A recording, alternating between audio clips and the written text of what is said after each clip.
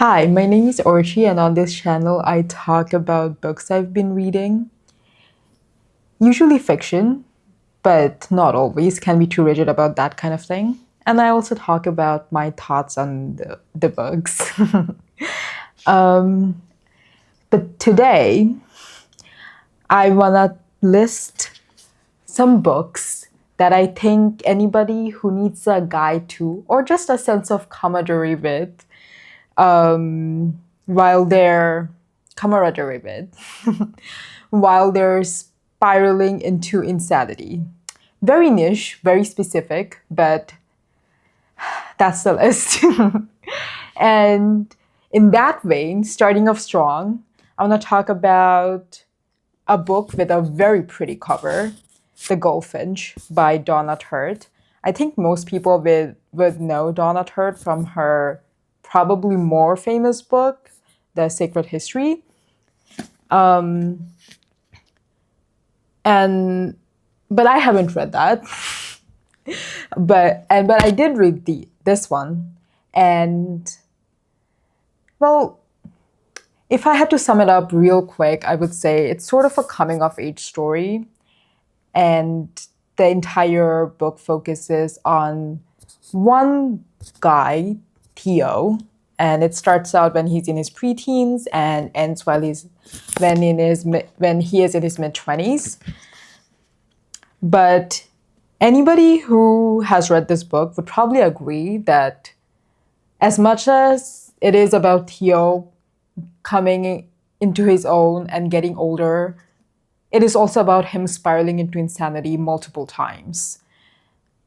The book probably starts with one of the main triggers of his life, one that every time he's reminded of, he'll keep spiraling. And this is a protagonist who gets into drug problems, multiple kinds of addictions, can almost never stay sober. So if you're spiraling, you're probably going to feel some sort of kinship with Theo.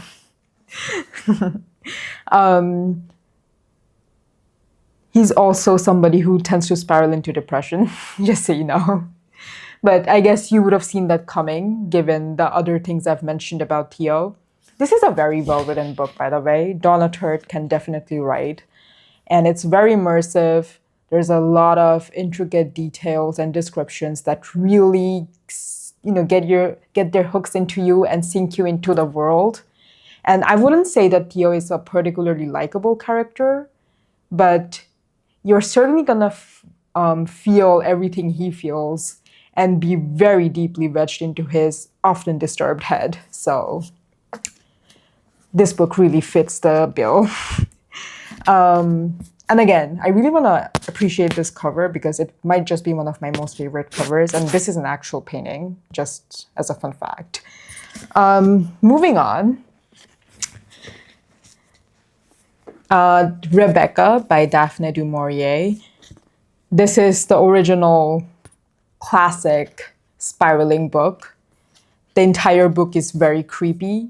It's a very spooky couple. There's a mysterious first wife haunting the background.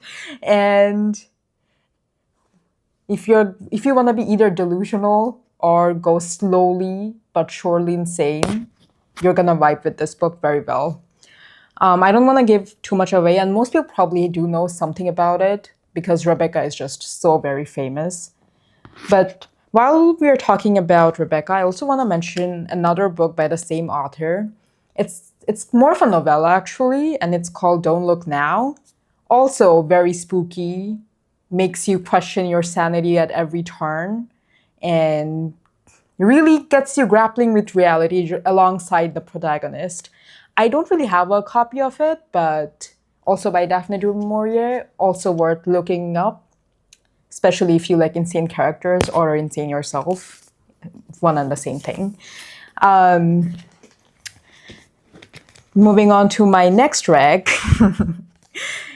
is Breakfast at Tiffany's by Truman Capote. A lot of people have probably seen the movie adaptation. That is probably more famous than the book at this point, the one with Audrey Hepburn.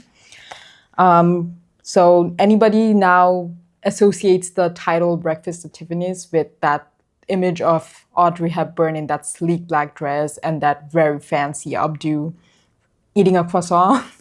But the book is wildly different. Audrey's Holly Golightly and the book's Holly Golightly are completely different women. They couldn't be more different if they tried. And the book's Holly Golightly is certifiably crazy. So with this one, you sort of spiral just by reading what Holly Golightly gets up to, because she's probably kind of, not all there from the beginning. Not to be disparaging about it, she's a fantastic character. And you get a sense that there's a very cloudy past, and she grapples with some really human, real issues. And it explains why she is the way she is. But she's definitely nowhere near as I don't know, posh as the movie adaptation. And even if you've seen the movie, this book is going to be very, very different and so worth a read. And it's a little bleak, and it doesn't have quite as much of a fairy tale ending. But today's video is not about fairy tale endings, it's about spiraling. So this is perfect. And the next one would be, it's a play. I have like a selection of plays over here by Ibsen, but I wanna talk about one specific play of his, which is called Hedda Gabler. I don't think this is very popular anymore. I think most people, when they hear Ibsen, would think about The Dollhouse, and that is a very good play. But if we're talking about reckless, slightly off the edge, living dangerously close to a precipice kind of woman, it's Hedda Gabler. She's the sort of woman who picks up a gun and shoots somebody out of her window because she's just not feeling very happy about her circumstances right now. But yeah, she's in a wild state of mind for most of the play, and there's really no way to describe this play other than that at the center of it is Miss Hedda Gabler, or I should say Mrs. Hedda Gabler, and she's entangled with quite a few people, and she's unhappy. There's a touch of the depression here as well. And she gets up to some very reckless activities. And finally is The Bee Sting by Paul Murray. As you can see, it's a chunky, meaty novel. It's very, very thick. You can really sink your teeth into this one. I guess the same goes for the first book I recommended, The Goldfinch. But yeah, there's two meaty reads in here. So there's like page after page of slow declines into feeling slightly unwell or entirely insane. Depends on the character. But again, in The Bee Sting, the story's a little more subtle. In the beginning, there is not even a whiff of insanity amongst any of the main characters. They're all very sane. And to be fair to the book, all the characters in The Bee Sting are very well fleshed out. It's divided up into 4 sections, and since there are 4 main people whose point of views you get, each one you get an incisive deep dive into, and all these 4 people are in the same family, so you also see all of them from each other's perspectives, which is also very interesting, and that's something I really want to mention about this book, because I just think this one was like a very good study on how you see someone when you read their thoughts is worlds apart from how they look to somebody else, and how who we are varies deeply based on the person you ask and your relationship with them. But this is a troubled family. The Burns family is at the center. There's a mom, the dad, and the 2 kids, a brother and a sister.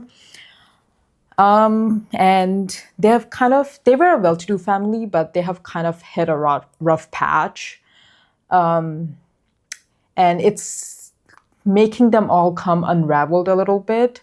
Now that there's not money to, keep a glossy shine up over everything, they are having to confront some of their, pasts and secrets, I suppose. But the father probably has the biggest secret of all, but the mom's, close behind him. And as things come to a head over the course of many, many pages, as you can see, they all come a little unwound, I suppose, until at the very end, all of them are at the end of their tethers. And I guess the father, Mr. Burns, is the one who spirals the most. He really takes a nosedive after a while. And he's the one, that there's no going back with. The others might have some sort of salvation to look forward to, but there's a lot of spiraling in this book. There's 4 different people spiraling in 4 different ways according to their different ages and different positions in the world, I suppose. But you're gonna really sympathize with all of them, which always, can't hate anybody once you sympathize with them, but it is what it is. That's why a novel is how it is. But this is a very nuanced version of spiraling, and it's very real and very human and very poignant, actually. And this would be my Rex for people who want to feel some kinship to characters if they are, planning on spiraling themselves. And before I wrap it up, there's another thing I wanted to mention about my first reg, the Goldfinch. Speaking of spiraling and big, hefty books, there's probably another book I sort of want to mention, which I think most people have already read because it's such a classic, which is East of Eden by John Steinbeck. While I was reading this specifically, I kind of started thinking about East of Eden because East of Eden is another good one for people going a little off the rail. A lot of people going a little off the rail or a lot off the rail. And what really made me think about the East of Eden while reading this is not just people going insane, but also the fact that East of Eden at its core was about how at the end of the day, where you come from doesn't matter or shouldn't matter, and you are who you choose to be, which was a very idealistic take from Steinbeck, I would say, but he did it in a wonderful way. And it didn't come off as preachy. At least I don't remember it coming off as preachy because I really don't like when books dispense advice or in the shape of preaching. But this book is sort of not as optimistic, I would say, because as much as East of Eden was that your parents don't make who you are, so even if one of your parents is straight up evil incarnate, it doesn't mean you have to be too, and you choose to be who you are, right? But over here, not only does Theo spiral, but one of the reasons that he can never seem to entirely recover or, change the course of his life is because he seems to be destined to be like his mostly absentee father. Theo was very close to his mom, and his father was kind of a deadbeat, but Theo, it's often mentioned that he looks like him, has certain mannerisms like him, has a drug problem like him. But also, I don't know, there's always a callback to the fact that Theo, just as he gets older, his resemblance to his father grows, not only in a physical appearance way, but in multiple ways, in how he acts and how he talks and how he walks. And there's often this sort of messaging that Theo is destined to be a little self-destructive. and never be able to live a completely normal life because he's just tainted by his father, I suppose. I wouldn't say that's one of the main messages of this book in any way or form, but there is that underlying storyline. And it just made me think about how opposite Steinbeck's was, even though both were about people making bad choices and a lot of people spiraling into madness and self-destructive habits. But yeah. So I guess East of Eden gets an honorable mention. But yeah, that's my list of books to read. If you want to get inside the minds of self-sabotaging, delusional, or just plain old crazy people. No, I'm kidding. Nobody's plain old crazy. There's always nuances to it. But yeah, that's my Rex for today, and thank you for watching.